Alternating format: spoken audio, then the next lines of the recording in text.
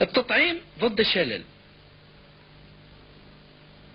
وقتاش نطعم ضد شلل الأطفال؟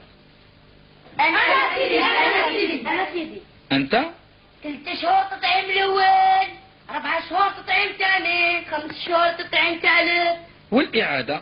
18 شهر الإعادة. 18 شهر الإعادة. نعم، الإعادة في 18 شهر.